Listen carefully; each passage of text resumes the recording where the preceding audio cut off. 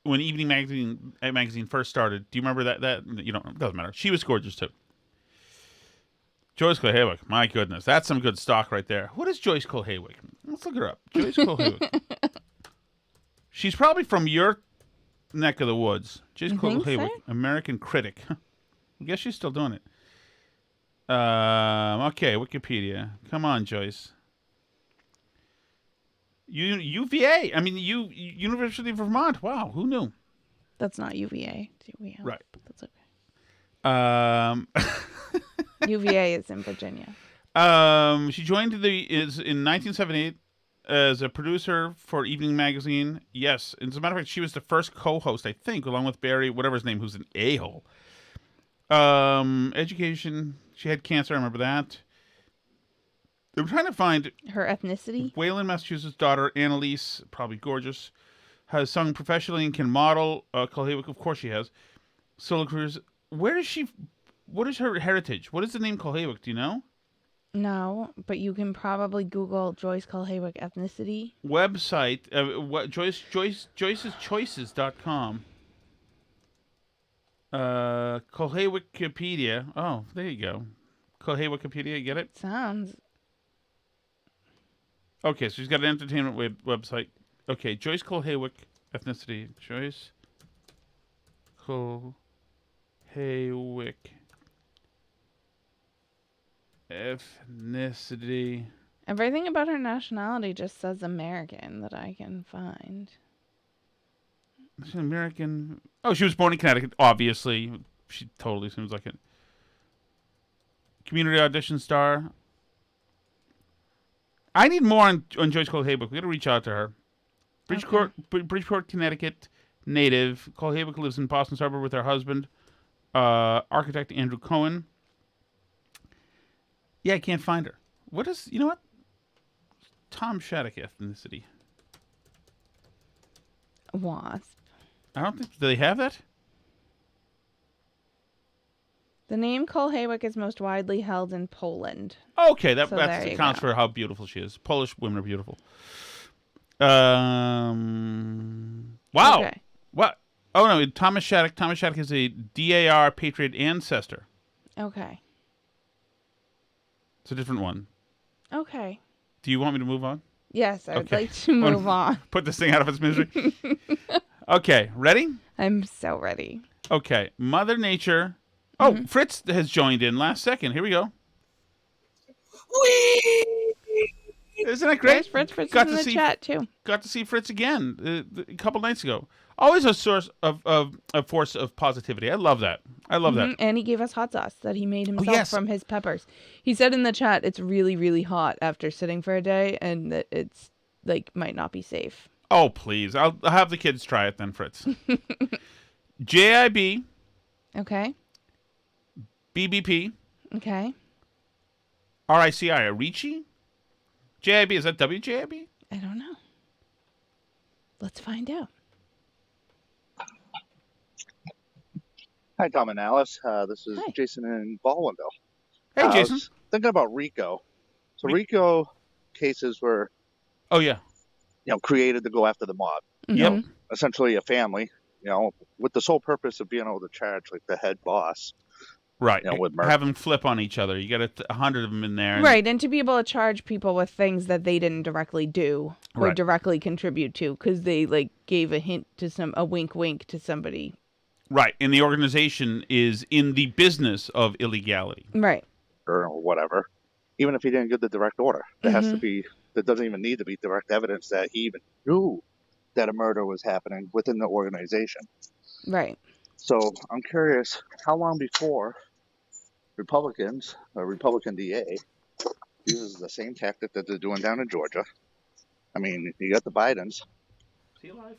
Basically a criminal organization, money laundering, tax evasion. Yeah. Going all over the world. It doesn't have to. Joe Biden doesn't have to be directly involved, even though he is, by transporting them, Hunter all over the world to get this money. And there's plenty of evidence to basically show that it's a criminal organization. I mean, they're able to do it with Trump and his lawyers, which I find phenomenal. But, yeah, I just think it fits. It's a great point. Just my 2 cents. Oh, yeah. Malachi Shattuck, still voting for that. Thank you. Take care. Bye. Yeah, thanks, my friend. It's Jason. It is. You make a great point. Yeah, Of course. Totally, of course. And it seems like this has been established and has been in business for at least 30 years. I mean, it's much more of a criminal organization than Trump's lawyers telling some people that they're an alternate slate of electors. Right. Like, they're not in business together in an organization with Trump, obviously. The whole thing is BS, clearly. But Totally. not that This might is matter with a Fulton County jury, but... Getting interesting, though. Mother Nature from Merrimack. Now, this Nice. should be, according to the naming convention, it should be close enough to be Steve in Merrimack, but one doesn't know. Does one? One anymore. can never tell. Hi, Steve. Hi, Steve. Really enjoyed Apple's new commercial with Mother Nature. Yes. And I enjoyed the discussion. I really love the ad. It's not just the writing or the brilliant comedic timing or the zany music in the background. Even. It's the hip cultural references. Yes. that Right. left us. You know, Henry David Thoreau and Marlon Brando. Two names that are on the tips of everybody's tongue. He's so right. It's so half-assed. All right, Brando. Because he's got a leather jacket? Is this the wild one? Is that what you mean? Because the jacket was not like that. It's during this, there's clearly part of this cultural zeitgeist. And I got my hands on some of the names that hit the cutting room floor. And in the first version, Mother Nature comes walking in, looks at Tim Cook and says, "Who do you think you are? You a regular Wilhelm Gottfried Leibniz? You a regular Rene Descartes?" She looks at the head of marketing. I don't know what that accent is, Steve, but We're not sure if it's offensive or not. Who do you think you are, Ernest Borgnine? What are you, Jack Warden? Hey, you a little overweight. What are you, Fatty Arbuckle? Claude Rains? Lionel Barrymore? All the hits. All the hits. She looks at one guy and goes, "Who do you think you are, Pat Paulson? You running for president on me? Denham Elliott?" God. Oh, God, it was so hip. All the best of the 16th through 20th centuries. Terrific stuff. Thank you. I hate Apple like bleeping rat poison. I hear you, man. Thanks Who do you think you are, Claude Monet? Good one, honey. Thank you, Alice. He was an artist, you know. Yeah. French. Maybe. Thank you so much for listening, everybody, and for bearing with us I hope this I week. didn't say that just because he said Claude Rains. I hope that's not, my mind isn't that weak that I needed a head start. It's good. I mean, what are the odds you would just randomly pick another Claude? My dad used to call me a Claude. It was a big put down in Vermont in the 50s. Thank you so much for listening, everybody, and for bearing with us during this crazy couple of weeks where we have been all over the place and everything happening. Do you know what a Claude is? Yeah, like a clod of dirt. What? Yeah. The hell's a clod of dirt? Like a clod of dirt? Yeah. Is Sally awake? Sally. I don't think so. What is a clod of dirt? How dare you? What is a clod of dirt? How do you spell it, Alice? CLOD. A lump of earth? Oh, my God. What? Did you not have any friends? What? Oh, my goodness. I'm so sorry, Alice. What? People who had friends and socialized. Don't know the word clod. I need another word for lump of dirt. I'm sick of... What's happening? Can you open your eyes, please? Clod of dirt. So your dad called you and you never wondered what it was? He wasn't calling me a clod of dirt. It meant it's somebody who was clumsy. Informal, a stupid person. Wait a second. Wait a second. What? Wait a second.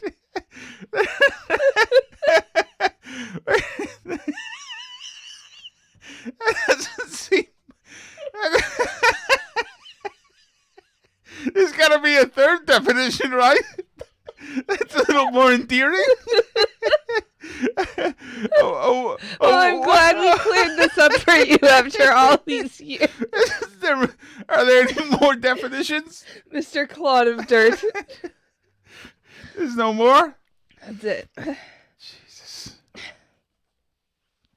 Okay. Wow. It's funny because when you said a clod of dirt, I was like, my dad wouldn't call me dirt. No, he called me the worst version. Jesus. Anyway, thank you for listening. If you want to join us for live streams and stuff, you can do that at patreon.com/burnbarrel. But of course, you can always listen to the show for free. It's at burnbarrelpodcast.com. There's links to all the places to listen. I promise I'll catch up with YouTube and Rumble videos.